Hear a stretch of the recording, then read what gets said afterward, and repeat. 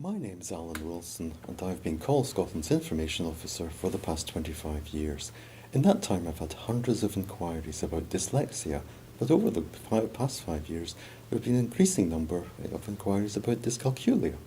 So what is dyscalculia?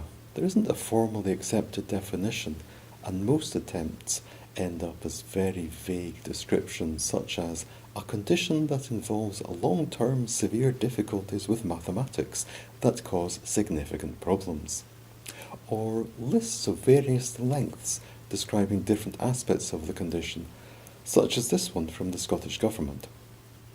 People with dyscalculia have difficulty with numbers and remembering mathematical facts, as well as performing mathematical operations.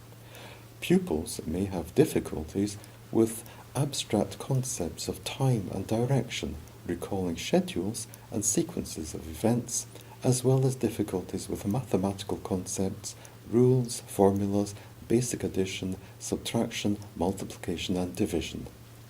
Dyslexia Scotland have produced a helpful leaflet on dyscalculia, which describes people with dyscalculia as having poor number sense.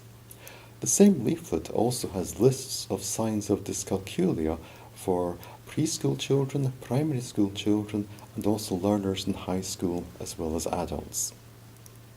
As an example, here's a list of signs of dyscalculia in primary schools. Has trouble recognizing numbers and symbols, for example, making the connection between number 7 and the word 7. Has trouble writing numbers clearly or putting them in the correct order or the correct column. Has trouble coming up with a plan to solve a mathematical problem. Struggles to understand words related to maths such as greater than and less than. Can have trouble telling left from right, and has a poor sense of direction. Has difficulty remembering phone numbers and game scores. Avoids playing games that involve number strategies.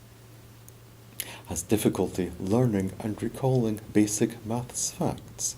Struggles to identify symbols such as plus, minus, times and divided by and use them correctly. May still use fingers to count instead of using more sophisticated strategies. Has trouble telling the time. Of course, every primary school pupil with dyscalculia is different, so if your pupil has only 9 of these rather than the full 11, that does not mean that they don't have dyscalculia. Different figures are quoted for the occurrence of dyscalculia, but they're usually around 4 to 6% of pupils, or between roughly 1 pupil in 17 and 1 in 25. These figures are likely to underestimate the real situation. Recent research by Kinga Morsani and colleagues in Northern Ireland identified 108 pupils in a group of nearly 2,500 learners in schools who had been assessed and identified as having dyslexia, but only 1 had been assessed for dyscalculia. Dyscalculia is one of the specific learning difficulties or examples of neurodiversity that are often co-occurring. These include dyslexia, dyspraxia or DCD, ADHD, autism spectrum disorders, and dyscalculia. Between 40 and 50% of people with dyscalculia also have dyslexia. Significant numbers have other aspects of neurodiversity. Be aware that if you have a pupil with dyslexia and or ADHD who is struggling with arithmetic, they may also have dyscalculia. It's quite possible that a formal assessment identified other conditions, but there was no assessment for dyscalculia. So, what can support be for a learner with dyscalculia? I like the approaches recommended by Steve Chin and Richard Ashcroft in their book Mathematics for Dyslexics and Dyscalculics, published in 2017. They talk about using what the child does know to take him to what he can know, or acknowledging the pupil's thinking style and teaching him in a way that takes account of the need to teach to that style. Making the maths developmental, so that in building on what he does know, he constantly revisits it and it provides an increasingly secure base on which to build further new learning. Using the language that communicates the idea to the child and backing up that language with appropriate visual images whenever possible. Acknowledging that even our absolute best ever method for doing a particular part of maths will not successfully teach every child. Using the same core key numbers to build an understanding of each process of concept. Teaching why as well as how. Keeping a responsive balance in all teaching. Can technology help? If you think about devices from the abacus to the pocket calculator, it's pretty clear that technology has been helping people with maths and arithmetic for centuries. However, there's no magic bullet that will provide an instant solution for most learners with dyscalculia in the same way that the use of text-to-speech software with digital text has made life easier for many people with dyslexia. Given the comorbidity of dyslexia and dyscalculia, it's no surprise that text-to-speech software can help with arithmetic and maths in many cases, but it can be inconsistent. For example, confusion increases when it comes to algebra.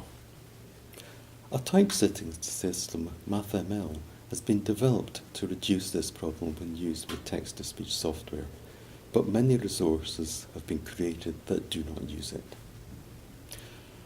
There are lots of computer programs, learning schemes and apps available to provide the practice necessary to develop understanding of number and other fundamental skills.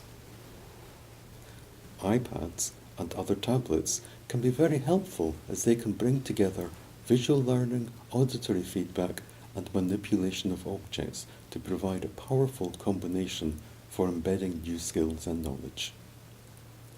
Call Scotland has created a poster of iPad apps for learners with dyscalculia or numeracy difficulties, which can help teachers struggling to provide learning resources for pupils who have difficulty with arithmetic. Around 80 apps are distributed across various skills, starting with number recognition and basic operations, before moving on to subjects such as fractions, money and time. At a more advanced level, there are also apps that can help with laying out work and solving equations. These apps provide learners with the practice that, combined with sound teaching, can help to improve confidence and reduce the anxiety often associated with dyscalculia.